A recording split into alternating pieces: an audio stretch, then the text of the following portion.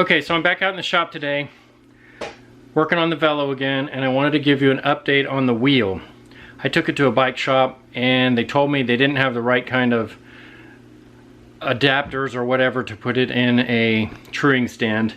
Because of the way this wheel is, it's not a typical bike wheel that has an axle already attached to it and things like that, as this one has an axle that goes through it. So when I took the wheel down there and handed it to them, of course they didn't have any way to mount it because of the hollow axle.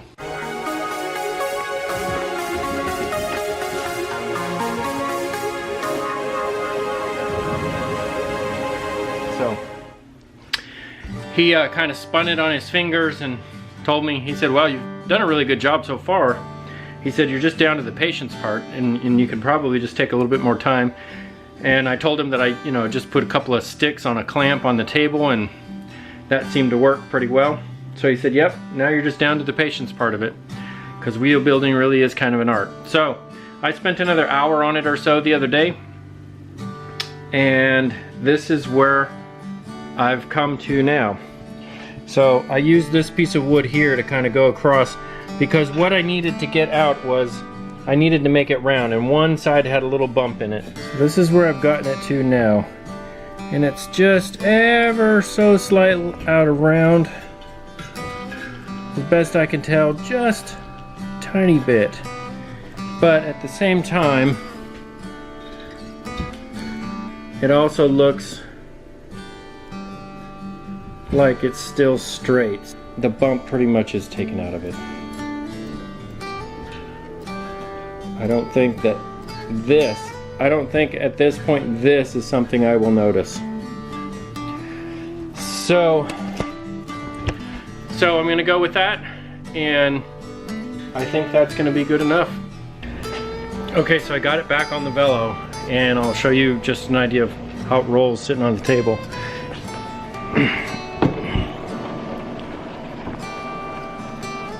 That is so much better.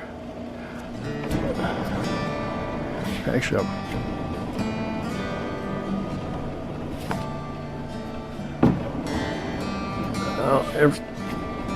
I just noticed something. It also rolls backwards just as freely, which means the chain has come off the cogs. So now I've got to take the cover back off and put it back on.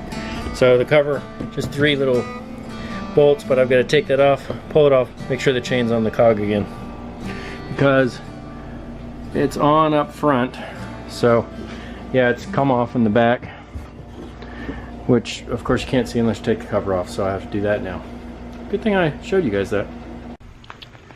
So I decided to change up what I was going to do today, and I didn't actually make the visor because it's made out of this thin material that I used to make the mini visor, and so that's not going to work on the front of a Shermer hood. So I decided not to do that. I'm just going to go with what I got today.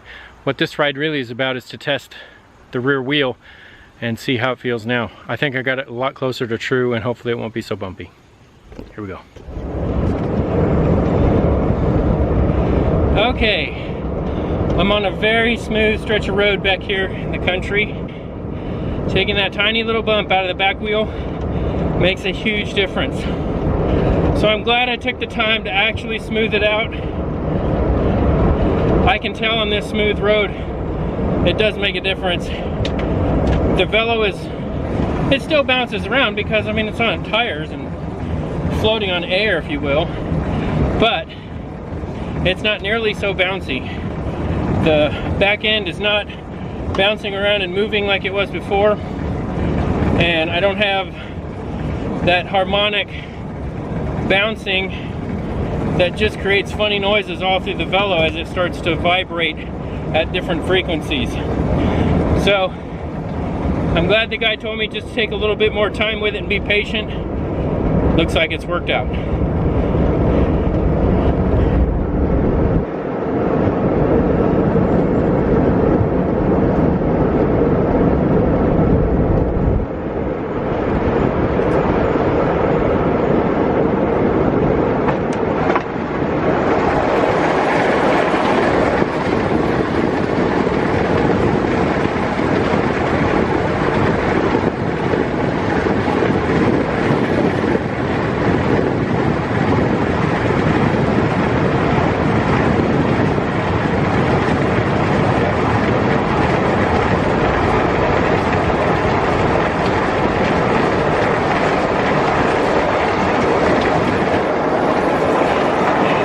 I just climbed that little hill there the other day when I did this ride.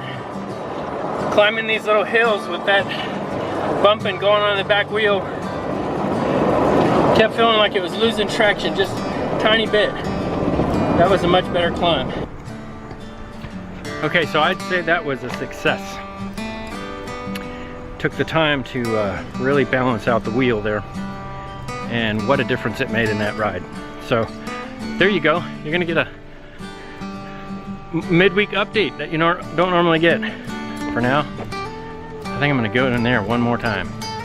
It needs to be cleaned out anyway, so I'm gonna go clean it out, and I'm hot and sweaty, so I'm gonna go clean it out, take a nice little swim, and wait for the hurricane rains to start coming. So don't know how far they're gonna come in. Don't know if they're gonna come in. Don't know when. Because this particular storm that just trashed the Bahamas, nobody knew what it was gonna do. So pray for those people down there. I'm gonna go hop in the pool one more time. So thanks for watching, and until next time, cheers.